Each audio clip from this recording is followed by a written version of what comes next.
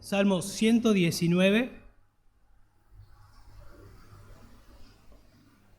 Vamos a ir a la porción que está en el verso 137 hasta el 144.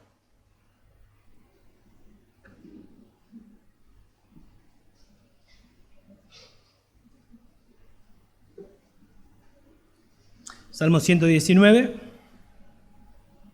versículo 137 hasta el versículo 144. Leemos, dice así la palabra de Dios. Justo eres tú, Señor, y rectos tus juicios. Has ordenado tus testimonios con justicia y con suma fidelidad. Mi celo me ha consumido porque mis adversarios han olvidado tus palabras. Es muy pura tu palabra y tu siervo la ama. Pequeño soy y despreciado, mas no me he olvidado de tus preceptos. Tu justicia es justicia eterna y tu ley verdad. Angustia y aflicción han venido sobre mí, mas tus mandamientos son mi deleite. Tus testimonios son justos para siempre. Dame entendimiento para que yo viva. Bueno, ya sabemos, hermanos, que este salmo es un salmo que exalta la palabra de Dios, el Salmo 119. Enseguida entendemos que es un salmo que habla muchísimo de la palabra de Dios y la exalta a la palabra de Dios. Acá en esta porción, como en otras, el salmista va a hablar de Dios, va a hablar de la palabra de Dios, pero también va a hablar de él mismo. Noten que 5 veces en estos 8 versículos habla de que la palabra o de que Dios es justo. Ahí en el 137 dice, justo eres tú, Señor. En el 138, has ordenado tu testimonio con justicia. En el verso 142, 2 veces, tu justicia es justicia eterna. Y luego dice en el 144, tus testimonios son justos. Si se fijan, comienza o abre esta sección hablando de la justicia de Dios o de que Dios es justo, justo eres tú, Señor, y cierra diciendo tus testimonios son justos, y en el medio también habla de justicia. Nos damos cuenta entonces que esta porción habla de la justicia de Dios, habla del Dios justo y de que su palabra es justa. Dios es justo y toda la escritura que es inspirada por Dios, que Dios exhaló e inspiró a hombres para que escribieran su palabra, el Dios justo ha inspirado una palabra que es justa. O sea que Él es justo y su palabra se corresponde con lo que Él es. Él es justo. Su palabra es justa. Y el salmista entiende que Dios es justo y que su palabra es justa y Él responde en consecuencia. ¿Sí? Él responde en consecuencia a eso. O sea, Él entiende, Dios es justo y la palabra que tengo es justa. Y no queda igual, Él responde. ¿Sí? Lamentablemente el hombre natural no percibe esa realidad, no entiende eso. Por ahí vamos a escuchar de personas que dicen, Dios es justo, yo descanso en su justicia, pero no le da importancia a la palabra. ¿Sí? Dios es justo es una manera de decir, pero no entiende que su palabra es justa, porque el Dios justo la ha revelado. Podemos decir que en esta porción de 8 versículos nos enseña a cómo debemos responder al entender la realidad de que su palabra es justa como también Dios lo es. ¿Sí? Esta porción nos enseña a cómo debemos responder al entender la realidad de que su palabra es justa como Dios también lo es. Podemos preguntarnos, ¿cómo debemos responder ante la realidad de que Dios es justo y su palabra se corresponde con lo que Él es? Y la respuesta va a ser, en primer lugar, con celo profundo, con amor práctico, con deleite permanente y con dependencia permanente. Esta es la respuesta del salmista, que es un creyente. Responde ante la realidad de que Dios es justo y ha revelado su palabra justa. Responde con celo profundo, con amor práctico, con deleite permanente, con dependencia permanente. Pero responde de esa manera, no porque él sea un hombre diferente, sino porque se expone a la palabra de Dios. Y responde de esa manera porque el poder de la palabra de Dios lo transforma para que responda así, de esa manera. Entonces, ¿cómo podemos responder ante la realidad de que Dios es justo? En primer lugar, dijimos entonces, con celo profundo. Noten ahí, verso 137, justo eres tú, Señor, y rectos tus juicios. Comienza hablando del carácter de Dios. Justo eres tú, Señor. Comienza hablando de la naturaleza de Dios, de cómo Dios es. Cuando la Biblia nos habla encontramos esa palabra justo, enseguida pensamos, y es así, conformidad a un estándar. Persona es justa porque se conforma a un estándar. Pero al pensar en Dios como Dios justo, Dios no tiene un estándar por sobre él. Porque si no tendríamos que decir que hay algo que es superior a Dios. Dios mismo es su estándar. El patrón, su propia naturaleza Él es justo en sí mismo. ¿Sí? Por ejemplo, Moisés lo entiende bien, obviamente inspirado por el Espíritu Santo en Deuteronomio 32:4, dice, la roca, hablando de Dios, su obra es perfecta, porque todos sus caminos son justos. Su obra es perfecta, todos sus caminos son justos. Dios de fidelidad y sin injusticia. Justo y recto es Él. O sea, Él es perfectamente justo en todo, porque en su naturaleza Él es justo. Entonces, todas sus obras son perfectas, todos sus caminos son perfectos, no hay injusticia en Él. Entonces, el Dios justo hace que su palabra sea como justa. Es importante entender que Dios no es justo porque su palabra es justa, sino más bien su palabra es justa porque Dios es justo. Aún antes de que Dios no comenzara a revelar su palabra, Dios es justo. Su palabra existía, nada más que después fue revelada. Entonces tenemos su palabra que corresponde a lo que Él es. En Isaías 26:7 dice que Dios es recto también. Y si Él es recto, su palabra ¿cómo es? Recta. Y noten que dice ahí, justo eres tú, Señor, y rectos tus juicios. ¿Sí? Y a veces se define la justicia de Dios con rectitud. Dios eres justo y tu palabra entonces es recta. Cuando habla de recto, habla de derecho, de correcto, de trazado con precisión y en este caso conformado a su carácter. Dios, que es justo, nos ha dado su palabra y su palabra está trazada con precisión conforme a lo que Él es, a su carácter. Por lo tanto, su palabra es recta. Y dice en el 138, has ordenado tus testimonios con justicia y con suma fidelidad. Noten que está hablando con términos judiciales. Está hablando del justo, ahora está hablando de que no está diciendo que el justo ha sugerido, Él es el justo.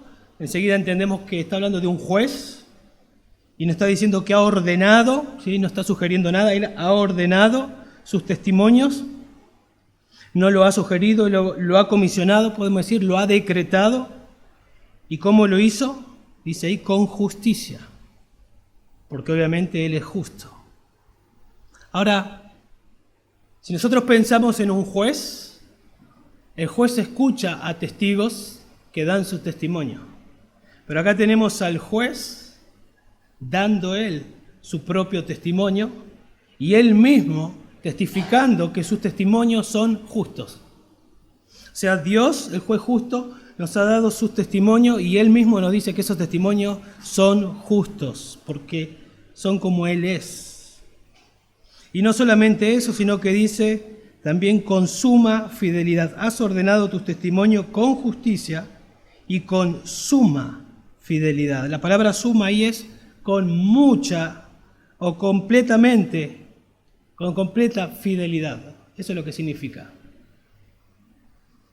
O sea, el Dios justo, el Dios recto, el Dios fiel, el Dios que actúa conforme a su naturaleza, nos ha dado sus ordenanzas, sus testimonios, con completa fidelidad.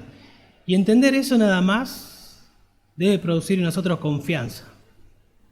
Confianza en la palabra de Dios. Y es lo que le pasa al salmista. ¿Sí? Por eso algunas traducciones este versículo lo traducen así. Justos son los estatutos que has ordenado y muy dignos de confianza. Muy dignos de confianza.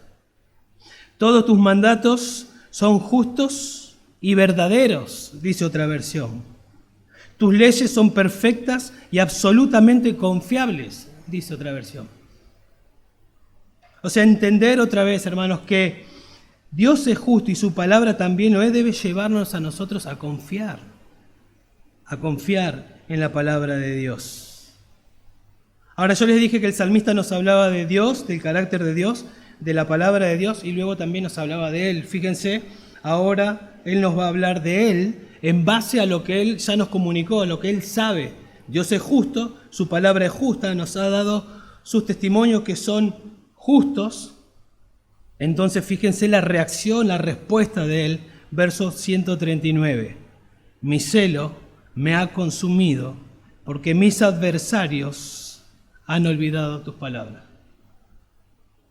O sea, esto que acabo de leer, el verso 139, es el resultado de lo que Él sabe del carácter de Dios y de la palabra que se corresponde al carácter de Dios. Él está consumido por un celo santo, Él está consumido por pasión, por la persona de Dios y la palabra de Dios. No sé si se acuerdan, Isaías capítulo 6, cuando Él tuvo una visión de Dios, Él no quedó igual. Él estuvo ante la santidad de Dios y Él respondió en consecuencia. Bueno, algo similar pasa acá. El salmista está entendiendo o entiende cómo es Dios, cómo es su palabra, y él dice, mi celo me ha consumido, y después da la razón, ¿no? Pero dice, mi celo me ha consumido. Y eso pasa cuando nos exponemos a la palabra de Dios, a los atributos de Dios. Eso es el poder transformador de Dios. O sea, yo no puedo decir, bueno, voy a abrir la Biblia y va a pasar eso en mi vida. Ese es el poder de Dios, produciendo esto, un celo santo por la persona de Dios y por la palabra de Dios. En el Salmo 69:9, David, inspirado por el Espíritu Santo, dice, el celo por tu casa me ha consumido. No sé si recuerdan ese salmo, pero sí recuerdan que ese salmo es escrito nuevamente por Juan, allá en Juan 2:17, y se aplica a Jesús cuando Jesús entra al templo y ve que en el templo están haciendo negocios en el templo y el Señor, ustedes saben, con celo santo, tiró todo porque Él no iba a permitir que haya irreverencia en el lugar donde la presencia de Dios se manifestaba. Y en ese contexto, dice el celo, los discípulos pensaron, el Salmo dice o la Escritura dice, el celo de su casa me consume. Y estamos viendo en Jesús cómo era consumido por glorificar a la persona de su Padre y por glorificar la palabra de Dios. Pero acá lo estamos viendo a un hombre pecador de carne y hueso como nosotros, que podemos, si nos sometemos a la palabra de Dios, reproducir o ser transformados o vivir como vivió Jesús, con pasión por Dios y con pasión por la palabra de Dios. La palabra consumido ahí que aparece es fatigado, destrozado. Y vaya pensando usted si esto pasa en su vida. Es fatigado, destrozado. Esa es la idea. Cuando dice, mi celo me ha consumido, mi celo me ha fatigado. O sea, el celo por la pasión, por la persona de Dios, por la palabra de Dios, me ha fatigado. ¿Por qué? Porque mis adversarios, dice, han olvidado tus palabras. Porque mis adversarios ignoran, pasan por alto, no tienen consideración a este libro. No les interesa, no les importa. Y le afectaba su vida. Él estaba apasionado por Dios, por la palabra de Dios, y no era que no le interesaba nada más. Le dolía que las personas desprecien, no le den importancia a Dios y a su palabra. Podemos decir que el fiel compromiso del salmista con la palabra de Dios le hace sentirse profundamente molesto cuando observan que otros desprecian y olvidan la palabra de Dios.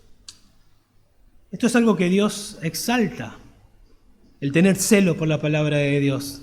No sé si ustedes recuerdan, tal vez a fines allá, creo que es en Génesis, si no equivoco, en Números, fines, cuando tuvo celo por la palabra de Dios y actuó de una manera violenta porque no estaban no estaban obedeciendo a la palabra de Dios. El pueblo estaba mirando para otro lado, estaba dejando que entre el pecado en el pueblo de Dios, y Finehas actuó en consecuencia, y Dios de alguna manera aplaudió esa actitud, y Dios hizo un pacto de sacerdocio perpetuo con Finehas, porque él había actuado con celo, tuvo celo por mi palabra, tuvo celo por mi verdad, dice.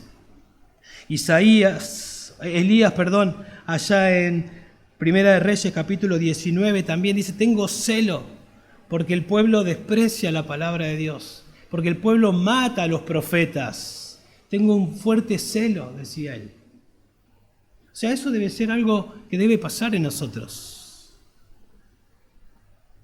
Me hizo pensar lo que dice un comentario y creo que no se equivoca.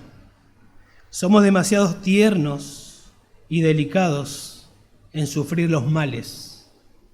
Por tanto, si nos tocan con un solo dedo, instantáneamente nos inflamos con furor. Nos enojamos cuando se meten con nosotros.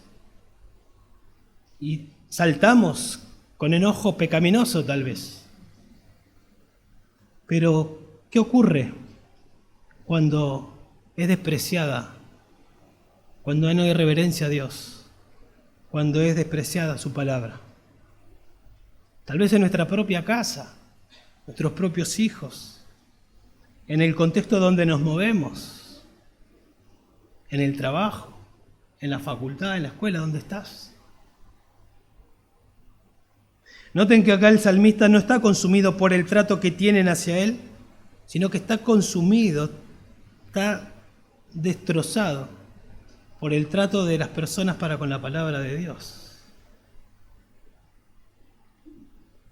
Es importante entender que el salmista conocía los testimonios de Dios. Él es justo, sus testimonios son justos, él está consumido por el Dios justo, por su palabra justa, y tiene celo por la palabra de Dios. Este es el resultado, esta es la respuesta de estar empapado de la palabra de Dios. ¿Se acuerdan cuando Jesús camina con los 2 discípulos de Emaús y comienza a empaparlos con su palabra? ¿Qué dice de ellos? Que ardía en su corazón, ¿no? Ardía su corazón, se prendió fuego su corazón. Entonces, hermanos, debemos conocer la palabra de Dios, debemos discernir conforme a ella, entender lo que es justo, lo que es injusto. No nos tiene que dar igual. En Romanos 12:2, un pasaje que todos conocemos, dice, no os conforméis a este siglo, no os conforméis a este mundo, sino que transformaos por medio de la renovación de vuestro entendimiento. Ahora yo pregunto, ¿qué ocurre si no nos transformamos, si no somos transformados por medio de la renovación de nuestro entendimiento? Si no está entrando Biblia, según ese versículo, nos vamos a conformar a este mundo, nos vamos a conformar a este siglo, nos vamos a volver tolerantes al pecado. No nos va a importar mucho que este libro sea despreciado, no nos va a importar demasiado que nuestra casa no se obedezca a este libro.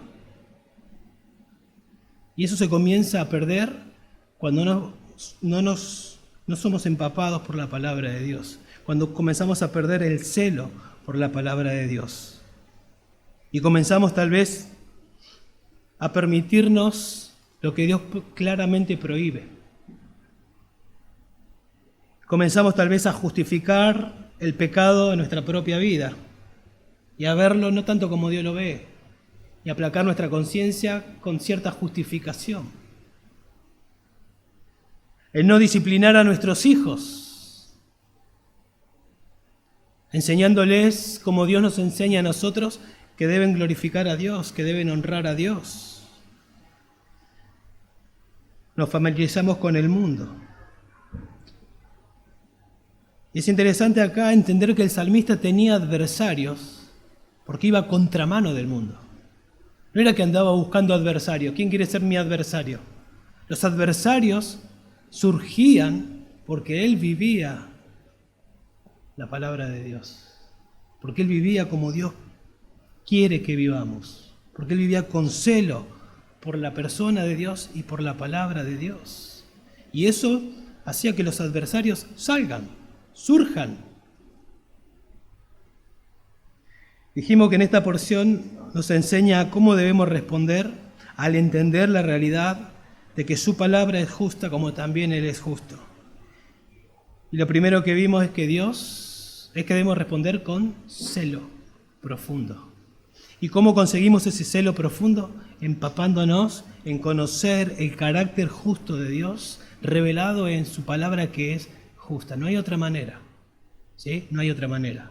No es a través de una revelación de sueños, no es a través de cosas raras, es por medio de venir a su palabra donde el Dios justo se reveló.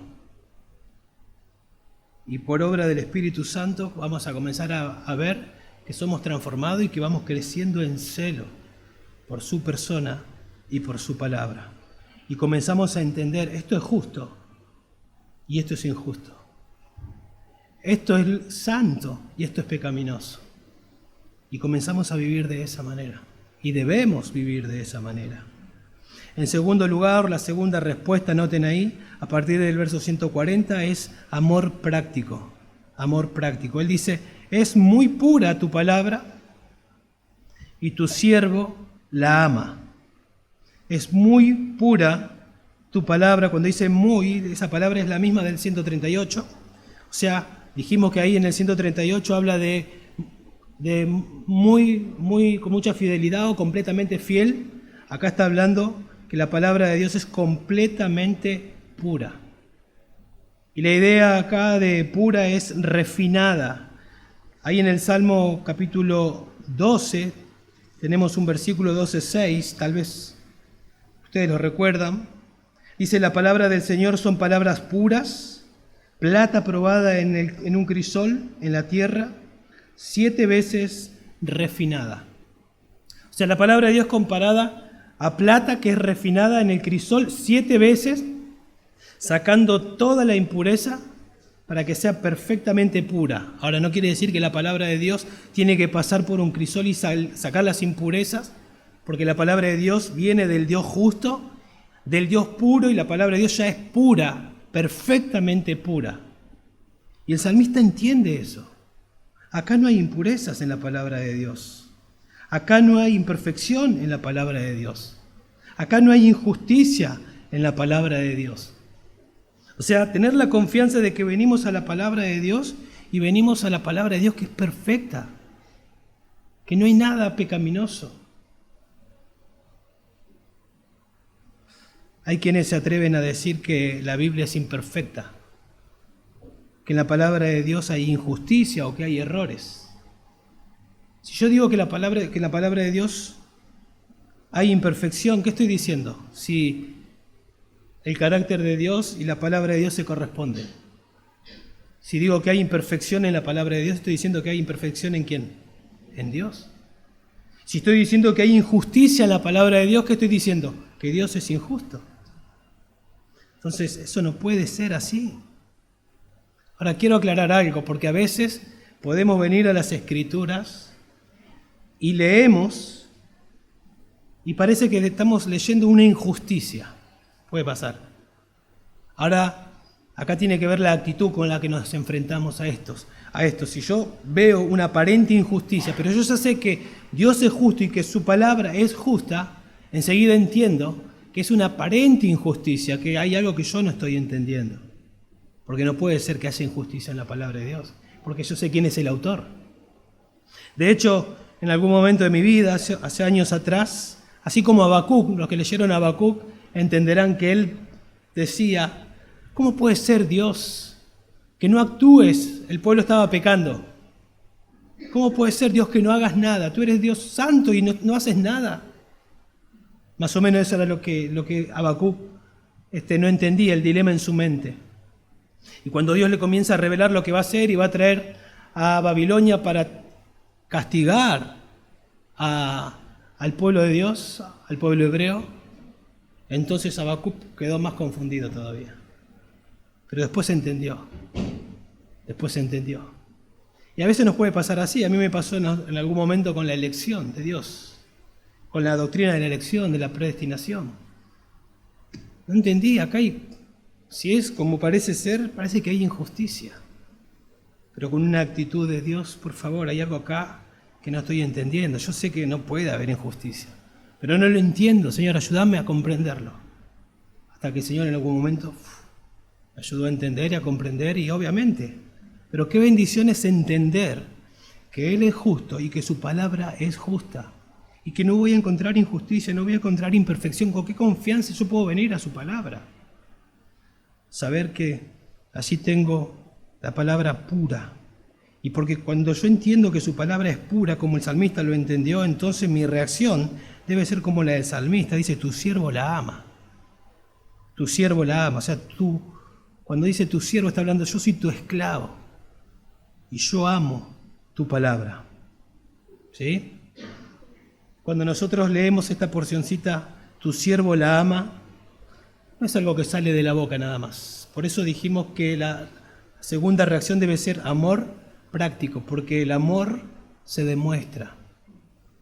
El amor actúa. El amor no se queda pasivo.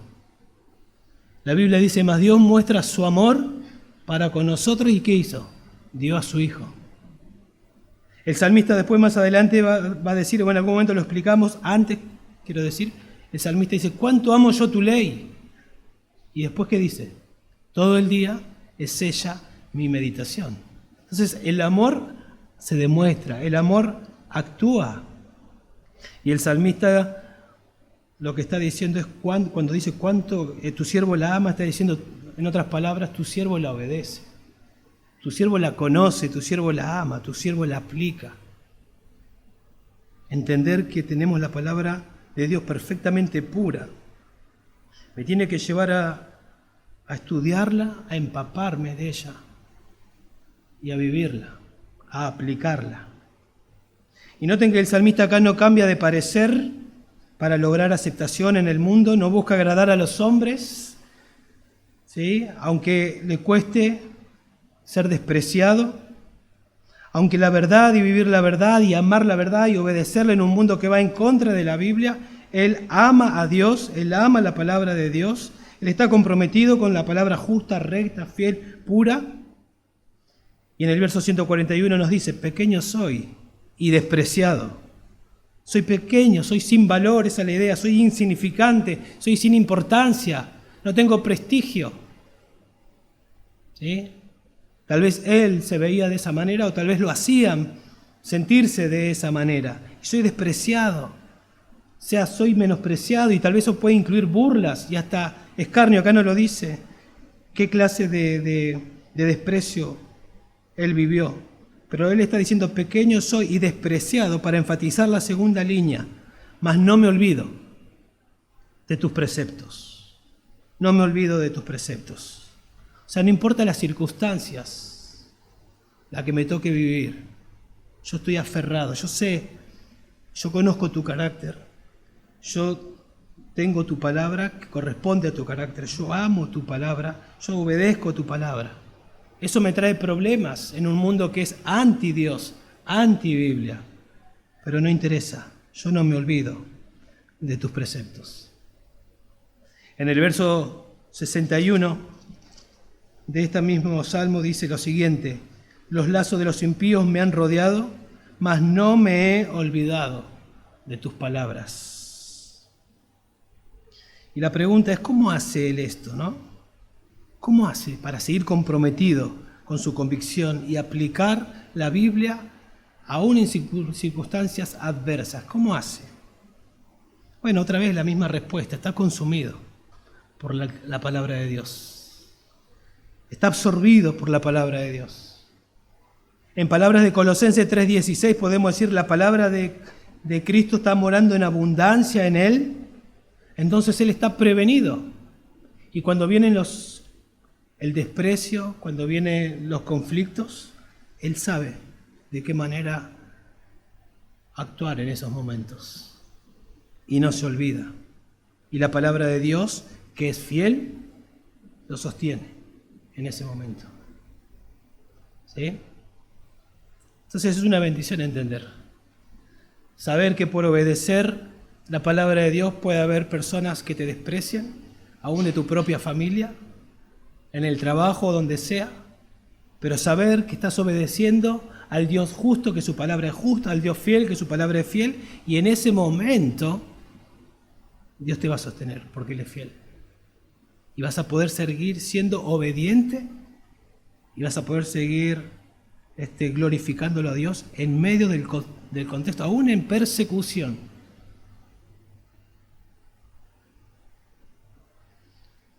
Entonces, esta porción nos enseña cómo debemos responder al entender la realidad de que su palabra es justa, como también Dios es justo. En primer lugar, dijimos entonces, con celo profundo. En segundo lugar, con amor práctico. En tercer lugar, con deleite permanente. Fíjese verso 142. Dice ahí, tu justicia es justicia eterna y tu ley es verdad. Tu justicia, cuando dice acá tu justicia, es justicia eterna. Entiendo que está hablando de la palabra de Dios. Tu justicia, o sea, tu palabra, es justicia eterna, porque después noten en el 144, va a decir, tus testimonios son justos para siempre. Otra forma de decir, tus testimonios son eternos. Está diciendo lo mismo con otras palabras. Entonces, tu justicia es justicia eterna. Y otra vez, va dando atributos de la palabra de Dios que se corresponden, obviamente, a atributos de Dios. Dios es eterno, ¿y qué nos dio? Una palabra que es eterna.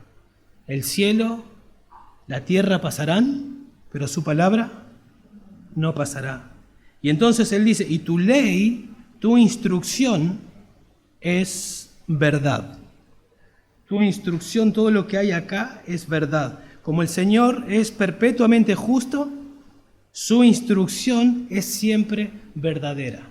Su palabra, Dios es eterno, su palabra es eterna, su instrucción entonces es siempre verdad. Siempre es verdad. Por eso en el versículo 160, ahí lo tienen, dice, la suma de tu palabra es verdad. Noten que no dice la suma de tu palabra fue verdad. La suma de tu palabra es verdad. Este no es un libro que pasa de moda.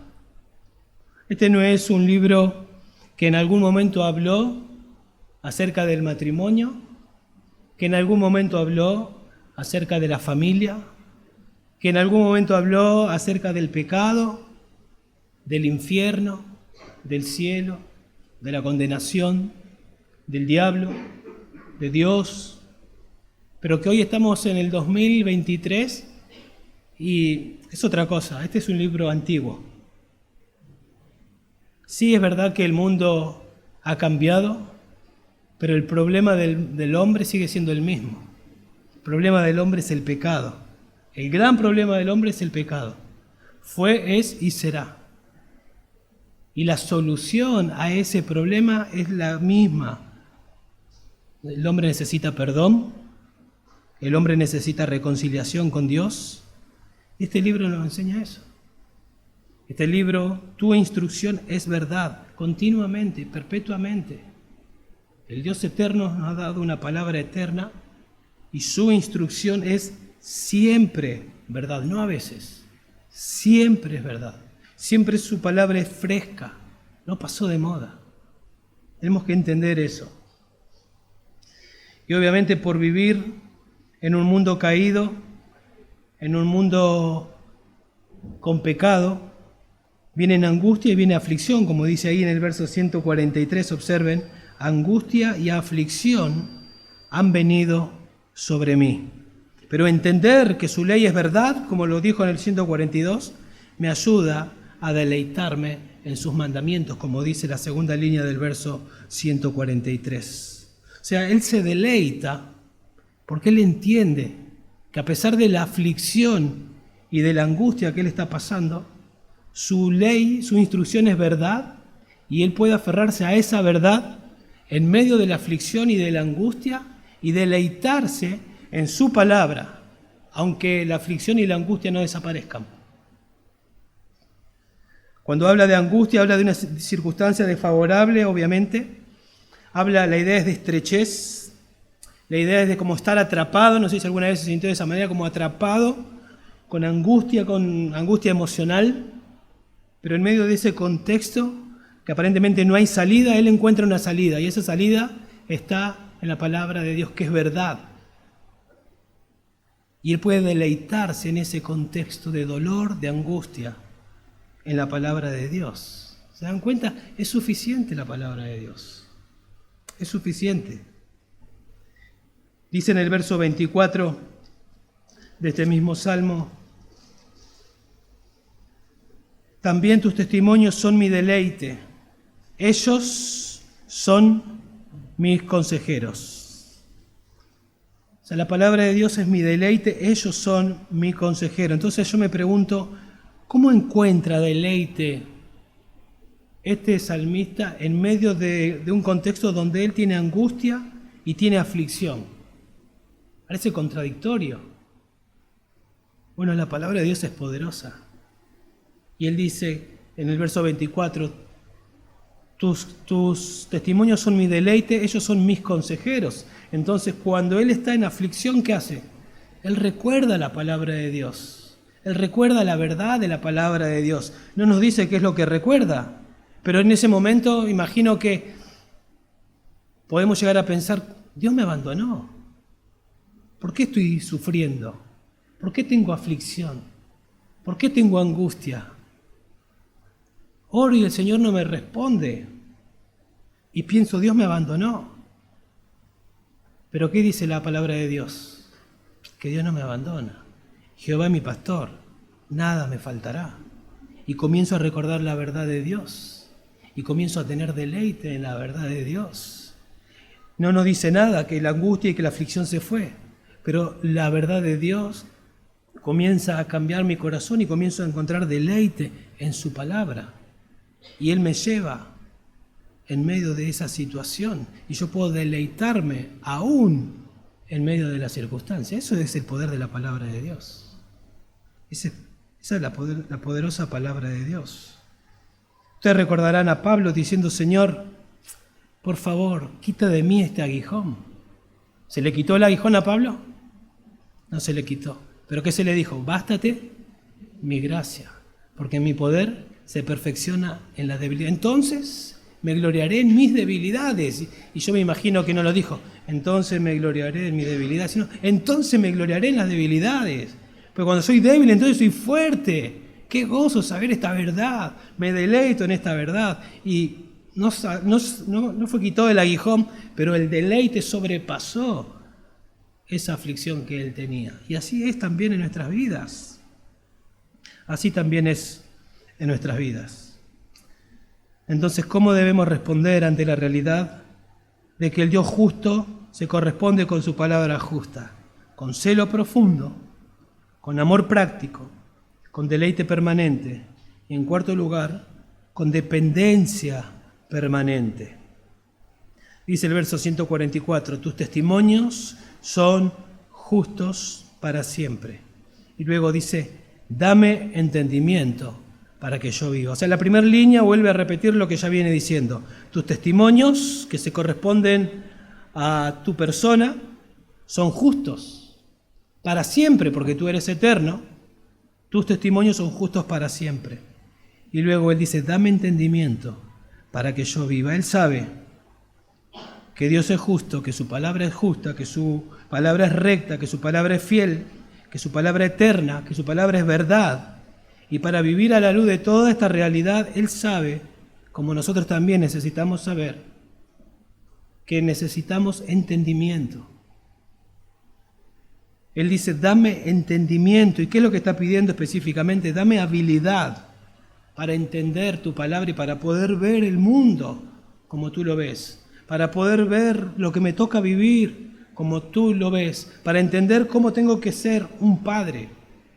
Para entender cómo tengo que ser, ¿no? En mi casa como esposo. Para entender cómo tengo que ser como miembro de la iglesia. Para entender cómo tengo que ser en el trabajo. Dame entendimiento, Señor, para que yo pueda entender y aplicar eso en el contexto en el que tú me tienes. Lo que está pidiendo es similar a lo que el Señor nos dice en Santiago 1:5. El que tiene falta de sabiduría, pídale a Dios, el cual da a todos abundantemente y sin reproche, y le será dada. Y cuando nosotros pedimos y rogamos como el salmista, a Dios le agrada que le pidamos de esa manera. Porque cuando nosotros pedimos, dame entendimiento, Dios estamos diciendo, Dios, yo no quiero vivir como a mí me parece. Yo quiero vivir como vos querés que yo viva. Y yo sé que tú eres justo y te has revelado en tu palabra que es justa. Yo soy tu esclavo, yo amo tu palabra. Necesito entendimiento para entender y aplicar tu palabra. ¿Se acuerdan cuando Salomón pidió sabiduría?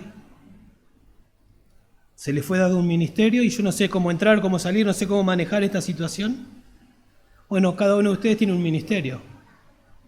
Sos padre, sos madre, todos tenemos ministerio en nuestras vidas.